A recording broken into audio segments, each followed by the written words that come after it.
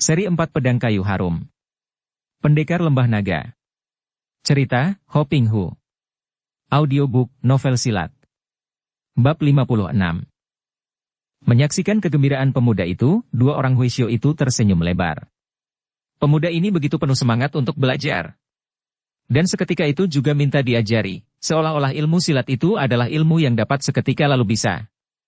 Akan tetapi karena mereka pun menduga bahwa tentu pemuda bangsawan ini sedikit banyak sudah mengenal ilmu silat, maka Tian Bi Huisyo lalu berkata, "Baik, marilah kita ke Lian Butia, Pangeran." Ketika mereka memasuki ruangan belajar silat yang luas itu, di situ terdapat belasan orang Huisyo dan murid Xiao Limpai yang muda-muda sedang berlatih silat. Ada pula yang sedang berlatih sendirian, berdua, ada pula yang sedang melatih otot-otot mereka dengan mengangkat benda-benda berat dan sebagainya. Tubuh atas mereka yang tidak berbaju itu mengkilap oleh keringat.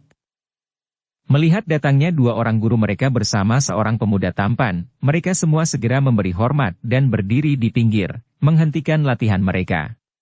Dari Huisyo penyambut tamu tadi sudah tersiar berita akan datangnya tamu agung, seorang pangeran, maka kini semua mata ditujukan kepada Han Hou dengan penuh perhatian karena mereka semua dapat menduga bahwa agaknya pemuda inilah yang disebut oleh Huisyo penerima tamu tadi.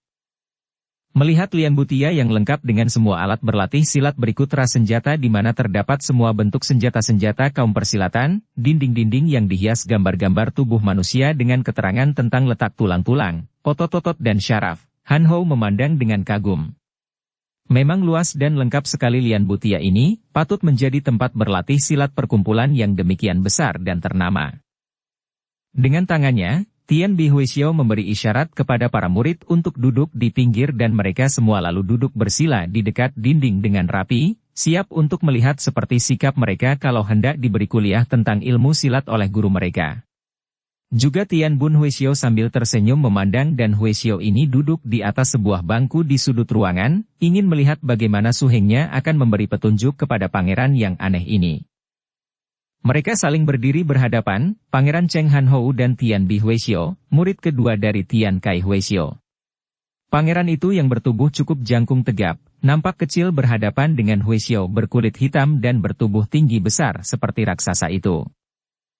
"Pangeran, pernahkah Paduka belajar ilmu silat?" tanyanya dengan suara nyaring akan tetapi sikapnya hormat.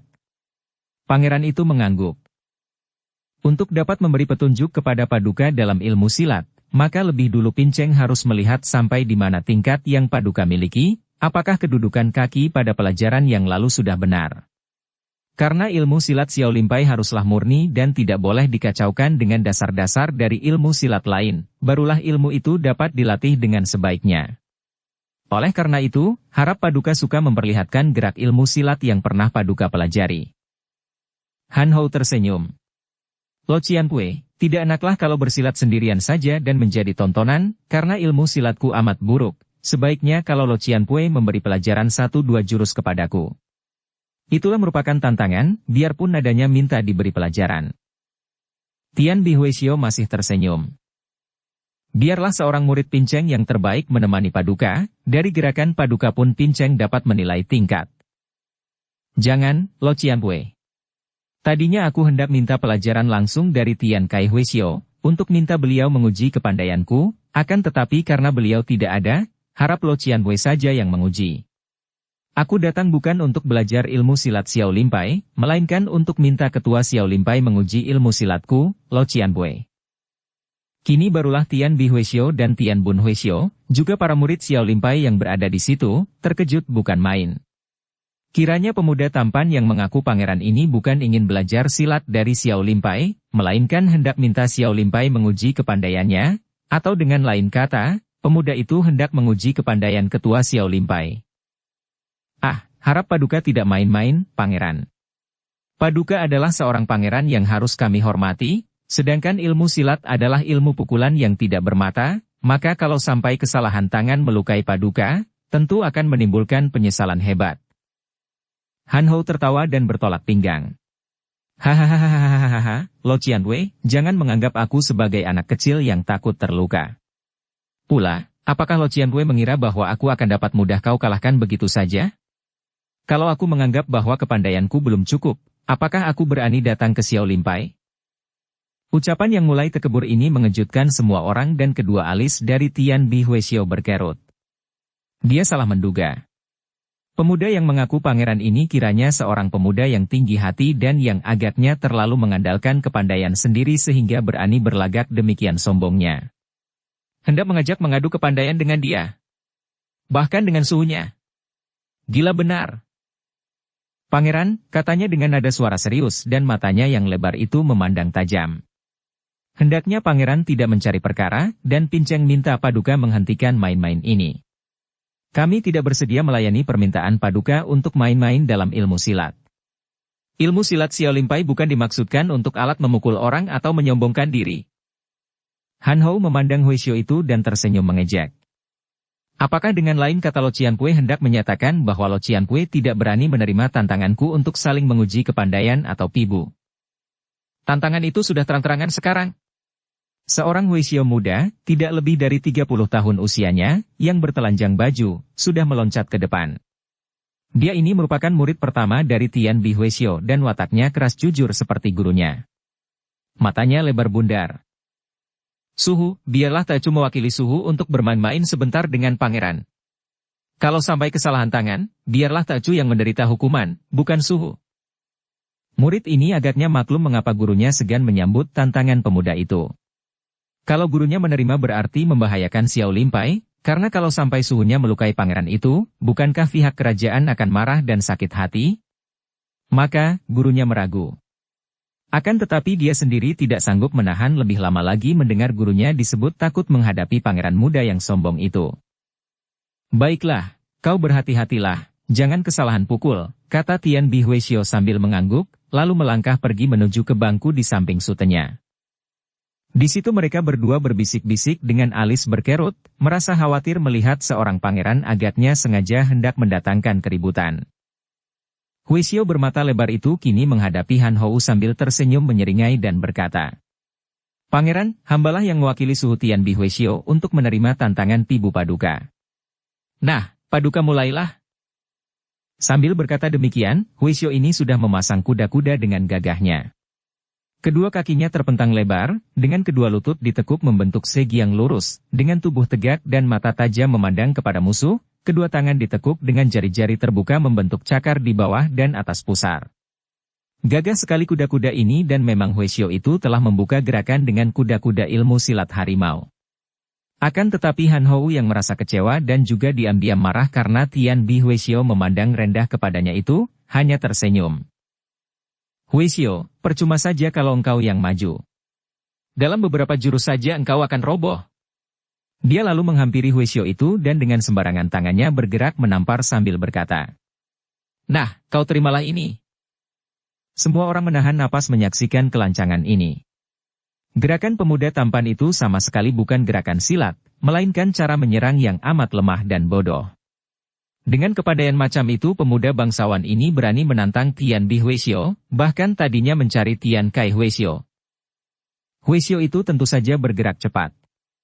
Dia masih ingat bahwa pemuda ini seorang pangeran, maka dia hanya ingin mengalahkan tanpa melukai agar Xiao Limpai tidak sampai mendapat kesukaran, maka melihat tamparan itu, dia lalu mengelak cepat dan tiba-tiba tangan kirinya meluncur dari bawah. Bukan lagi merupakan gerakan cakar harimau karena dia sudah merubahnya menjadi totokan dengan dua jari ke arah jalan darah di bawah lengan tangan Han Hou yang menampar. Dia ingin dalam segebrakan saja menotok lumpuh pangeran itu, dengan demikian mengalahkannya tanpa melukai. Tuh! Totokan itu tepat mengenai jalan darah di dekat ketiak Han Hou, akan tetapi Huisio itu terkejut bukan main ketika kedua jarinya bertemu dengan kulit yang kerasnya seperti baja dan kini tahu-tahu tangan Han Hou sudah menampar lagi ke arah lehernya. Huisio itu cepat menggunakan kedua lengannya untuk menangkis dari kanan kiri, dengan jalan menggunting. Akan tetapi dengan sikap tidak peduli, Han Hou melanjutkan tamparannya dan kedua lengan lawan itu dengan keras menggunting lengannya dari kanan kiri. Anehnya, kedua lengan Huisio itu terpental dan tangan Han Hou masih terus saja meluncur ke depan karena tangkisan itu sama sekali tidak mempengaruhinya. Plak! Tengkuk Huisio itu kena ditampar perlahan saja, dan Huisio itu mengeluh kemudian kaki Han Hou bergerak menendang dan tubuh Huisio yang sudah lemas itu terlempar ke arah Tian Bi Huisio. Huisio tinggi besar ini cepat berdiri dan menerima tubuh muridnya. Cepat dia memeriksanya dan kagetlah dia melihat betapa muridnya itu telah pingsan tertepuk jalan darahnya secara lihai sekali. Dia tahu bahwa pemuda itu ternyata seorang yang lihai dan hanya berpura-pura saja tolol. Dia pun tahu bahwa muridnya, yang terhitung pandai, dikalahkan dalam 2 gebrakan saja bukan oleh ilmu silat, melainkan oleh tenaga dalam yang berselisih jauh. Jelas bahwa melihat kehebatan tenaga sinkang pemuda itu, muridnya sama sekali bukan tandingannya dan tahulah dia bahwa pemuda ini merupakan lawan tangguh. Sute, waspada, bisiknya kepada Tian Bu Huaishio dan dia sendiri dengan sekali lompat sudah tiba di depan Han Hou. Ah, kiranya Paduka adalah seorang yang memiliki kepandaian hebat. Tian Bu Huaishio berkata. Maafkan Pinceng yang tidak mengetahuinya.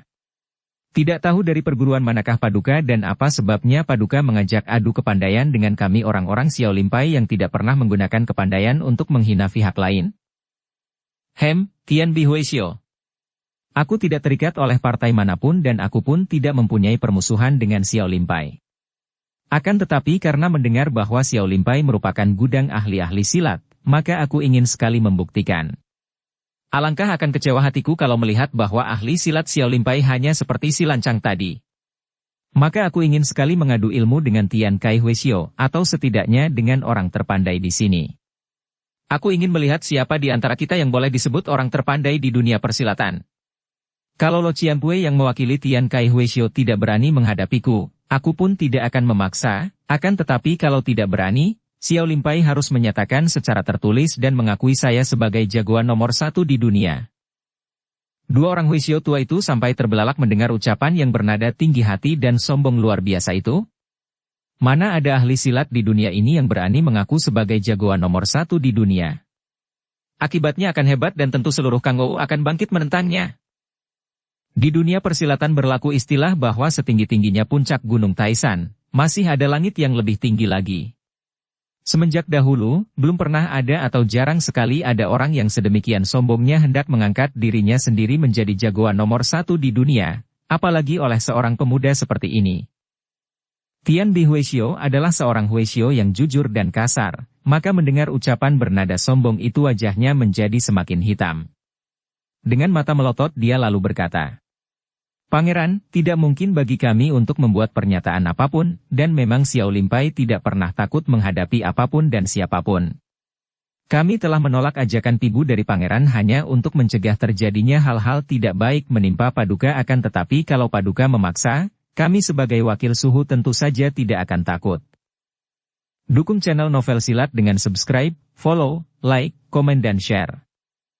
Bagus, itu baru suara seorang gagah. Nah, Tian Bu Huaishio, marilah kita main-main beberapa jurus untuk menentukan siapa di antara kita yang lebih pandai. Han Hou berkata girang dan dia sudah memasang kuda-kuda. Melihat kepandaian murid Huaishio ini tadi, dia agak memandang rendah dan mengambil keputusan untuk mempergunakan ilmunya yang pernah dipelajarinya dari subonya melalui sucinya. Melihat bentuk kuda-kuda pemuda itu, Tian Bu Huaishio makin berhati-hati. Kuda-kuda itu aneh, dengan kaki kiri diluruskan ke depan dan kaki kanan ditekuk hampir berjongkok, dan kedua lengan bersilang di depan muka, yang satu terkepal yang satu lagi terbuka. Silakan, Pangeran, katanya sambil memasang kuda-kuda dan Huaishio ini yang tidak berani memandang rendah sudah bergerak dan memainkan ilmu silat Lohan Kun.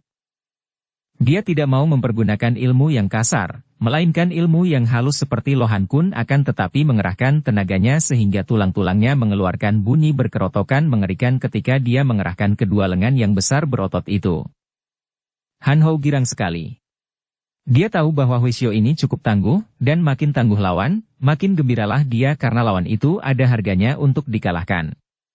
Karena dia sebagai tamu dan pihak tuan rumah sudah mempersilakan, tanpa sungkan lagi Han Hou lalu menggeser kakinya dengan ilmu langkah ajaib Pat Kuapo, kemudian tiba-tiba dia menyerang dengan pukulan tangan kanan ke arah perut lawan dari bawah.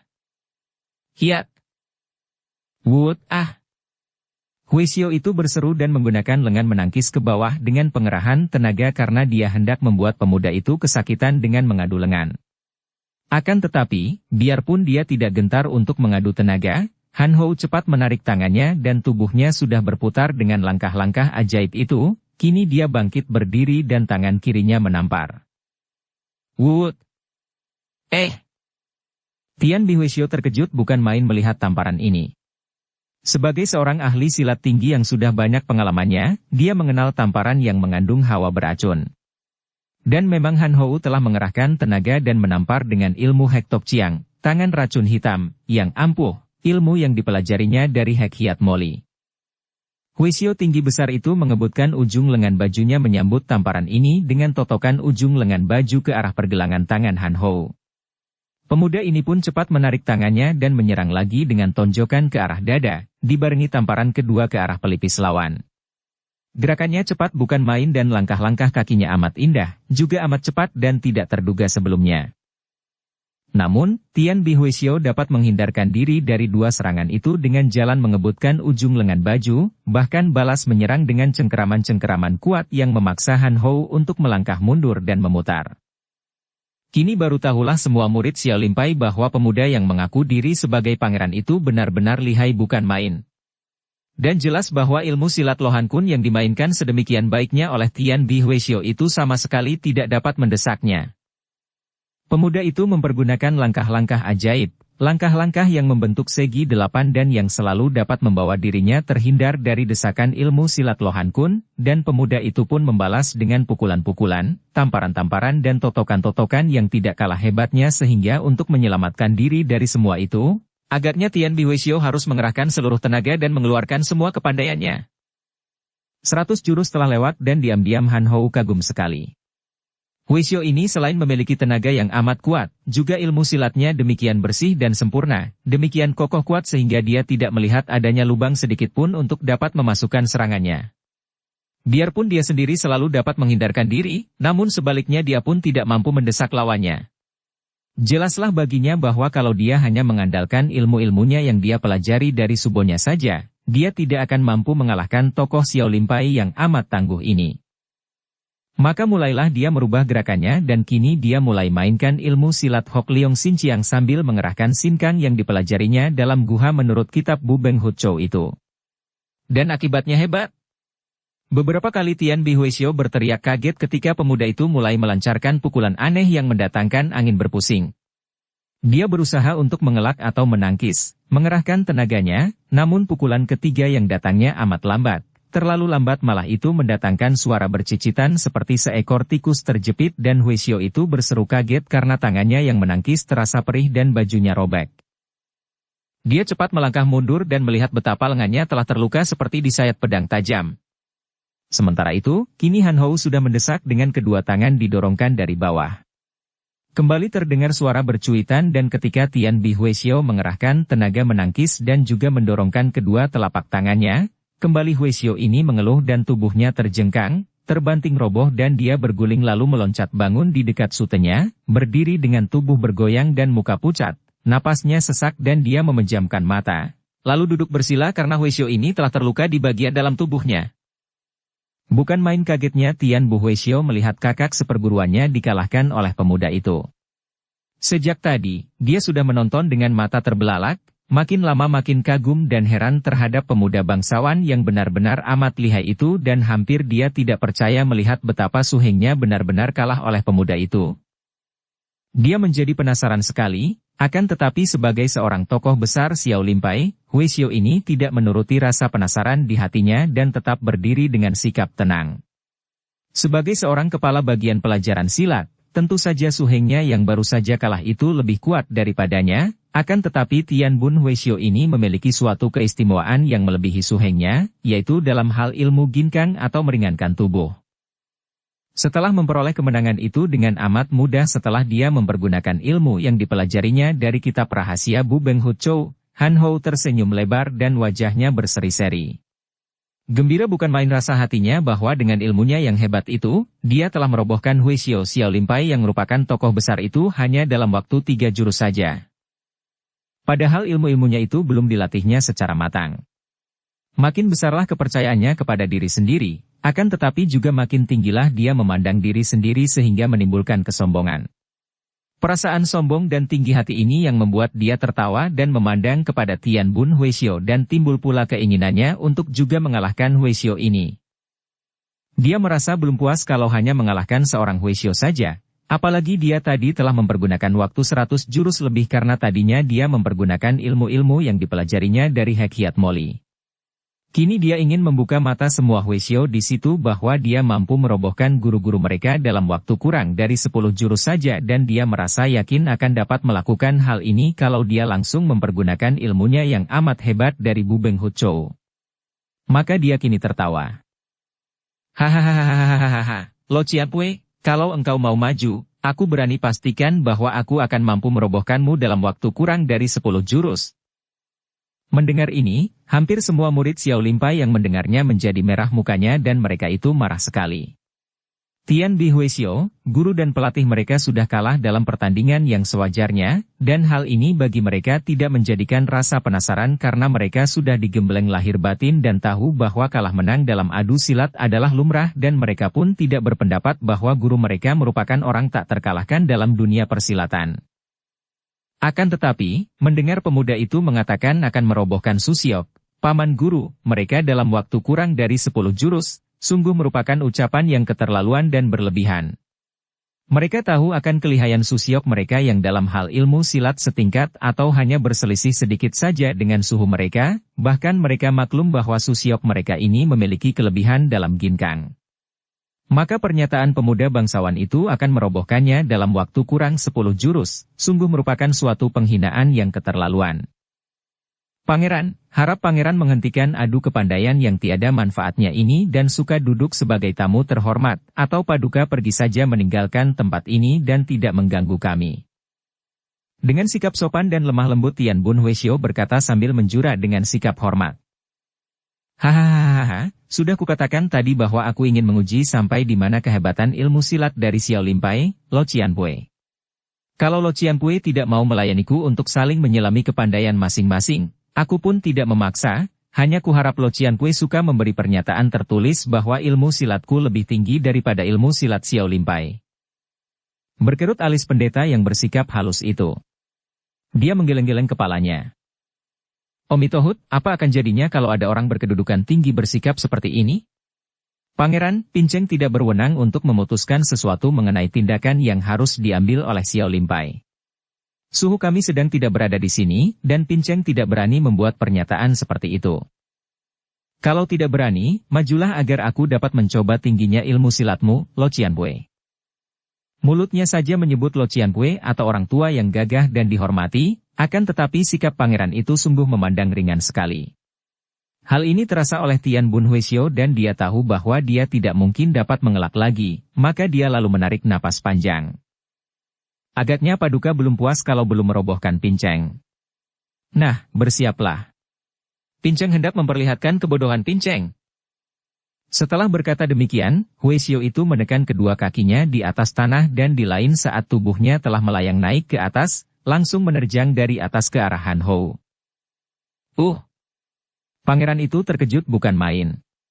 Tak pernah disangkanya bahwa pendeta itu memiliki ginkang yang sedemikian hebatnya. Akan tetapi Han Hou sudah dapat menghindarkan diri dengan jalan merendahkan tubuhnya dan balas mengirim pukulan dari bawah. Terpaksa Tian Bun Huisyo mengelak dan berjungkir balik lalu turun beberapa meter jauhnya dari pemuda itu, kemudian dia sudah menerjang lagi dengan kecepatan luar biasa. Kedua lengan bajunya yang panjang lebar itu berkibar dan menyambar-nyambar, merupakan dua buah senjata yang menotok ke arah jalan-jalan darah yang penting dari tubuh Han Hou. Namun, dengan langkah-langkah Pat Kuopo yang indah dan lihai itu Han Hou dapat menghindarkan diri dengan amat mudahnya. Kemudian secara tiba-tiba pemuda ini berjungkir balik, kepala di bawah, kaki di atas dan mulailah dia menyerang dengan kaki tangannya. Itulah jurus-jurus dari ilmu Hokte Sin Kun yang amat hebat itu. Tian Bun Huisyo mengeluarkan seruan kaget dan biarpun dia sudah berusaha mengelak secepatnya, namun serangan tangan dari bawah oleh pemuda itu masih mengenai pahanya dan saat itu Tian Bun Huisyo meloncat ke belakang, maka loncatannya terdorong oleh pukulan itu menjadi keras sekali dan dia melayang seperti sebuah layang-layang putus talinya, dan dari pahanya nampak darah membasahi celana. Omitohut! Terdengar seruan halus dan tahu-tahu ada seorang Huisyo tua lain yang menerima tubuh Tian Bun Huisyo dengan sebelah tangannya, lalu menurunkan tubuh Tian Bun Huisyo. Huisyo yang terluka pahanya itu cepat bersila dan memeriksa lukanya yang terkena pukulan ampuh dari tangan pemuda yang mengandung hawa beracun itu. Han Hou memandang Huishio yang baru muncul itu dengan penuh perhatian. Huishio itu bertubuh gemuk, berwajah halus dan penuh kesabaran, namun sepasang mata yang bersinar lembut itu kelihatan amat berwibawa, usianya beberapa tahun lebih tua daripada Tian Bi Huishio dan Tian Bun Huishio. Huishio ini melangkah maju menghampirinya lalu menjura dengan penuh hormat, sikapnya halus sekali. Omitohut. Dari laporan anak murid, Pinceng mendengar bahwa Paduka adalah Pangeran Cheng Han Hou dari Kota Raja. Perkenankan Pinceng mengaturkan maaf sebesarnya atas kekasaran dua orang sute Pinceng terhadap Paduka. Han Hou tersenyum. Dua orang Huishio yang pertama tadi juga bersikap halus dan hormat kepadanya, dan kini sikap amat halus dari Huishio ketiga ini dianggapnya sebagai sikap takut terhadapnya. Setelah berhasil mengalahkan dua orang Huishio itu, dia merasa makin bangga dan angkuh, memandang rendah kepada Xiao Limpai. Setelah dia mampu merobohkan dua orang itu, maka dia pikir bahwa untuk melawan guru mereka pun dia tentu akan menang. Dia memandang Huishio tua yang menyebut sute kepada kedua orang Huishio tadi, lalu bertanya. Siapakah Lo Cianpui? Omitohut, Paduka masih begini muda dan berkedudukan begitu tinggi akan tetapi Paduka sudah pandai bersikap. Sebagai seorang gagah yang menghormati orang tua, dan telah memiliki tingkat kepandaian yang demikian tinggi. Pinceng adalah Tian Sun Huishio, murid tertua dari Suhu yang menjadi ketua Xiao Limpai di kuil ini. Oleh karena itu, Pincenglah yang mewakili Suhu menghaturkan maaf sebesarnya kepada Paduka. Tian Sun Huishio. Kedatanganku ini bukan untuk beramah tamah, bukan pula untuk menjadi tamu, bukan untuk mengacau atau mencari permusuhan. Akan tetapi, sejak kecil aku suka sekali mempelajari ilmu silat dan aku ingin sekali menguji kepandaian semua tokoh persilatan, untuk melihat apakah aku patut menjadi jagoan nomor satu di dunia. Aku tadinya hendak mencari Tian Kai Huishio untuk uji kepandaiannya, akan tetapi karena dia tidak ada, maka kuharap engkau sebagai murid tertua suka mewakilinya untuk menguji kepandaian denganku. Omitohut, mana Pinceng berani begitu lancang? Pendeta-pendeta tua yang bodoh seperti Pinceng ini mana ada kepandaian untuk memukul orang? Pinceng hanya dapat membaca Liem Keng dan kalau Paduka minta petunjuk tentang perikemanusiaan dan kehidupan, bolehlah Pinceng memberinya sedapat Pinceng. Akan tetapi ilmu silat. Pinceng tidak mengenal ilmu silat untuk memukul orang. Tian Sun Huishio, tidak perlu Lo Cianpui seperti Anda ini menyembunyikan kenyataan. Siapakah yang tidak tahu bahwa di samping ilmu keagamaan, para pendeta di Xiao Limsi merupakan ahli-ahli silat yang pandai. Aku telah menguji kepandaian kedua orang sutemu yang ternyata tidak berapa tinggi, maka kini aku minta Lo Cianpui suka mewakili Tian Kai Huishio untuk mengadu kepandaian melawanku. Pinceng tidak berani. Kalau tidak berani, harap Lo Cianpui suka membuat pernyataan tertulis bahwa Xiao Limpai tidak dapat menandingi ilmu silatku. Untuk membuat itu pun Pinceng mana berani? Sebaiknya kelak kalau Suhu sudah pulang saja Paduka datang lagi dan bicara sendiri kepada Suhu. Tentang kepandaian silat, di dunia ini siapakah yang dapat menentukan atau mengukur? Tian Sun Huishio, bicaramu bercabang. Kalau memang ada kepandaian, hayo keluarkan untuk kutandingi. Omitohut, harap Paduka Pangeran jangan salah artikan.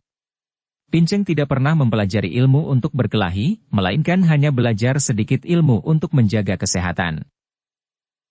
Kalau begitu coba Lo Cianpui memperlihatkan ilmu untuk menjaga kesehatan itu. Han Hou mendesak dan menantang. Huishio ini tentu merupakan tokoh nomor satu di kuil ini sesudah ketuanya yang sedang pergi, maka hatinya belum puas kalau dia belum mengalahkan Huishio ini. Tian Sun Huishio tersenyum ramah, lalu dia menghampiri sebuah sapu yang bersandar di sudut ruangan itu. Beginilah Pinceng menjaga kesehatan, yaitu dengan pekerjaan yang bermanfaat, misalnya menyapu lantai. Sambil berkata demikian, Tian Sun Huishio menggerakkan sapu tua itu dengan sekali ayun. Han Hou terkejut bukan main karena dia merasakan adanya sambaran angin yang berputar-putar dan semua debu dan kotoran di dalam ruangan itu ikut berputaran seperti terbawa angin puyuh dan semua kotoran dan debu terkumpul di suatu sudut ruangan itu.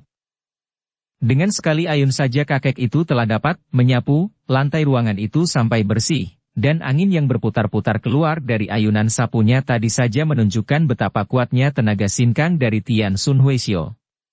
Huishio ini benar-benar tak boleh dipandang ringan, sama sekali tidak dapat dibandingkan dengan dua orang Huisyo pertama tadi, dan dia harus berpikir 10 kali lebih dulu untuk dapat memastikan bahwa dia akan menang melawan kakek ini.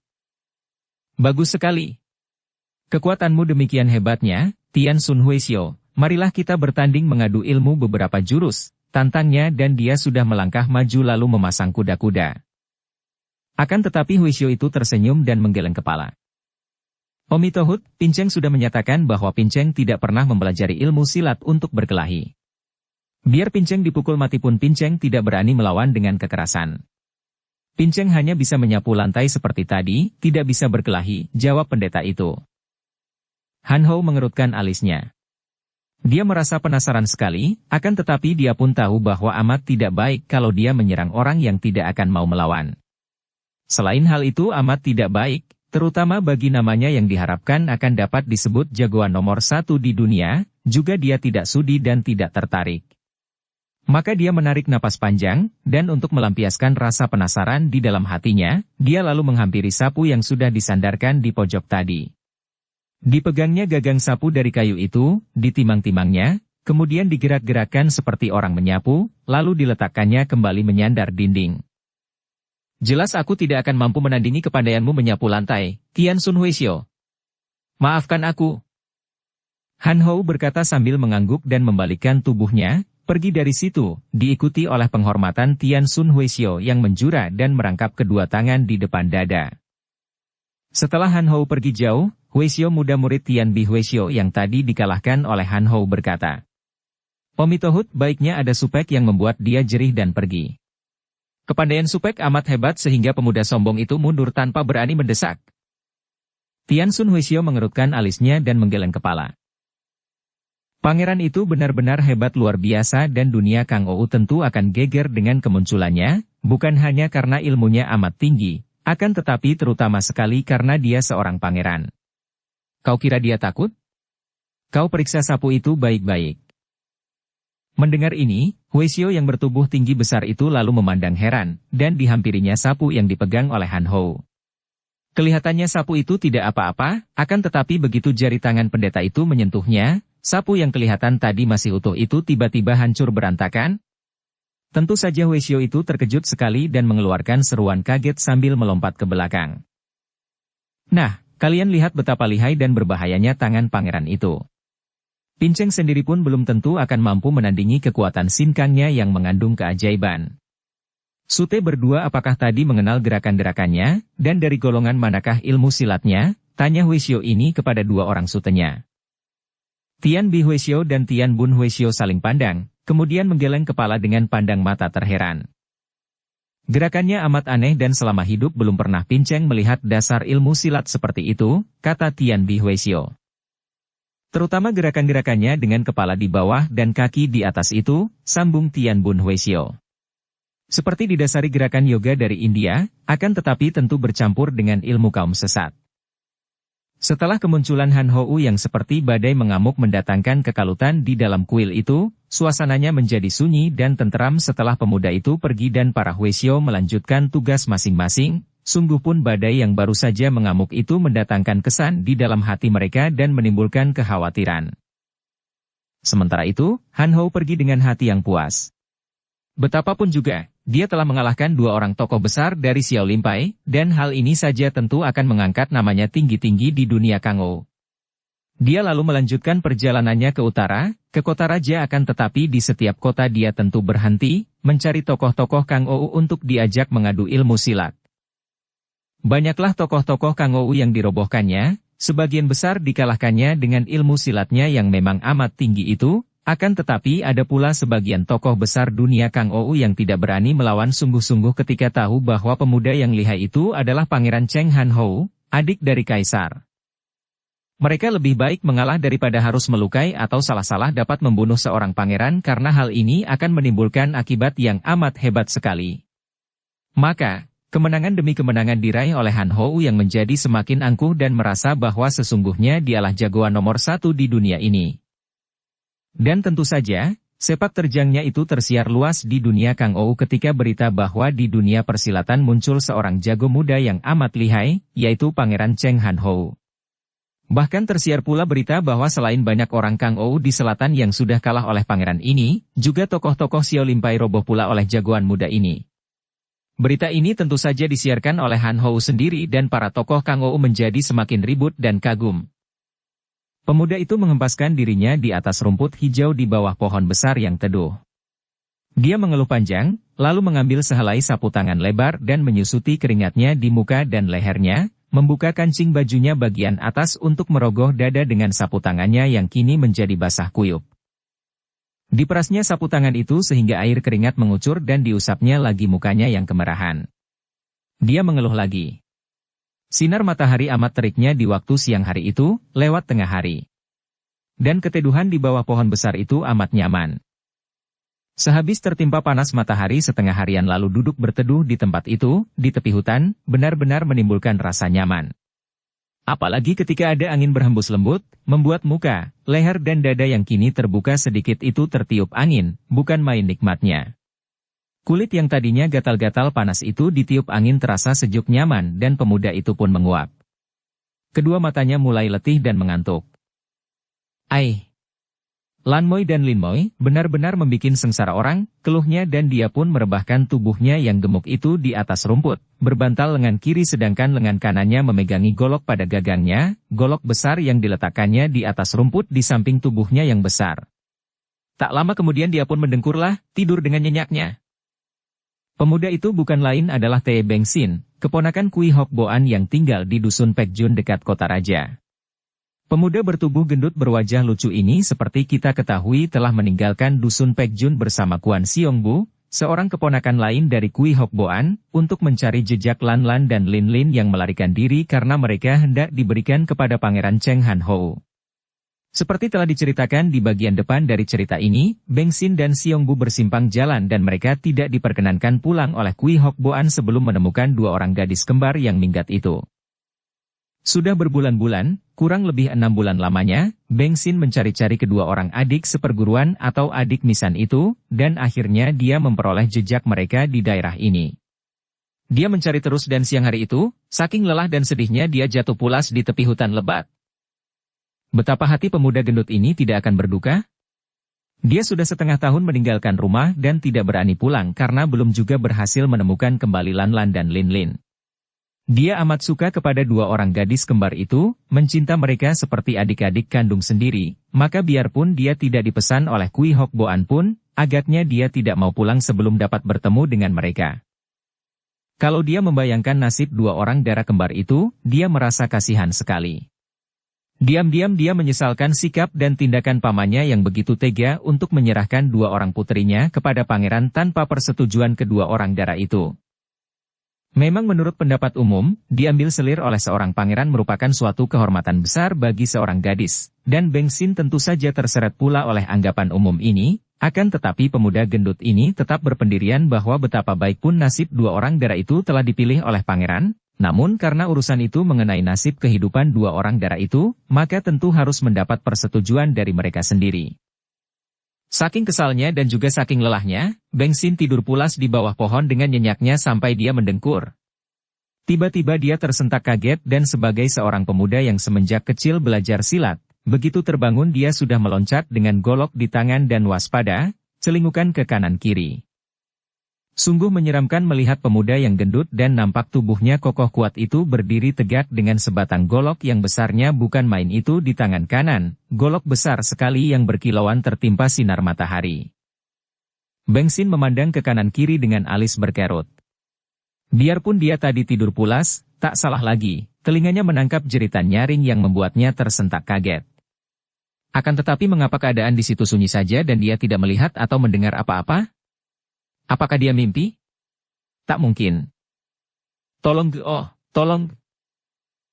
Beng Sin terperanjat, lalu meloncat dan lari ke arah suara itu, yaitu ke dalam hutan. Dia harus membabat semak-semak belukar dengan goloknya, menyusup-nyusup dan mukanya terasa gatal-gatal karena melanggar ranting-ranting semak-semak. Akan tetapi dia berlari terus dan akhirnya tibalah dia di tengah hutan. Nampak sebuah kereta tua yang ditarik oleh dua ekor kuda kurus di tengah hutan itu, di atas jalan hutan yang kasar. 5 orang laki-laki bertubuh tinggi besar dan bersikap kasar sambil tertawa-tawa sedang menarik-narik seorang gadis cantik sedangkan seorang wanita setengah tua menangis dan berusaha mencegah 5 orang laki-laki itu. Keparat!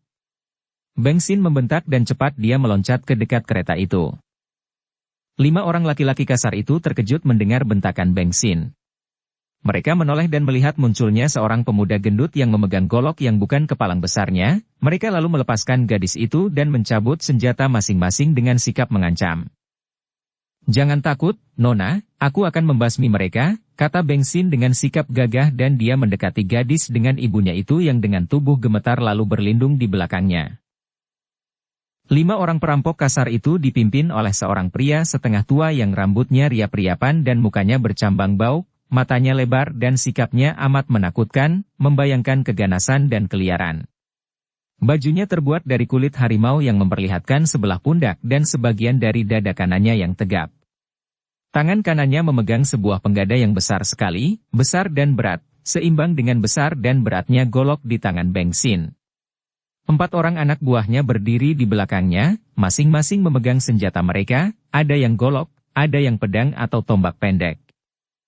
Dengan marah Beng Xin bertolak pinggang dan melintangkan golok besarnya di depan tubuhnya. Kalian perampok-perampok laknat berani mengganggu wanita baik-baik di siang hari, ya? Setelah bertemu dengan tuan mudamu, kalian tentu tak dapat diberi ampun lagi." Kepala perampok itu adalah seorang yang bertubuh tinggi besar dan kuat. Ketika dia melihat tubuh Beng Xin yang gendut dan besar, bahkan lebih besar daripada tubuhnya sendiri, dan melihat pemuda itu memegang sebatang golok yang amat besar dan agaknya tidak kalah berat dibandingkan dengan penggadanya, dia terbelalak dan kelihatannya agak jerih. "Kawan," katanya sambil mengedip-ngedipkan mata seperti memberi isyarat rahasia. Kita bagi-bagi rata saja, dah. Berikan barang-barangnya kepada kami dan kau boleh mendapatkan orangnya." Sejenak Beng Xin melongo, tidak mengerti. Akan tetapi kemudian dia mencak-mencak dan membanting-banting kaki kanannya. Celaka, pikirnya. Dia tentu disangka sebangsa pencoleng oleh kepala perampok itu. Ingin dia menghadapi cermin untuk melihat wajahnya sendiri. Benarkah wajahnya seperti wajah pencoleng?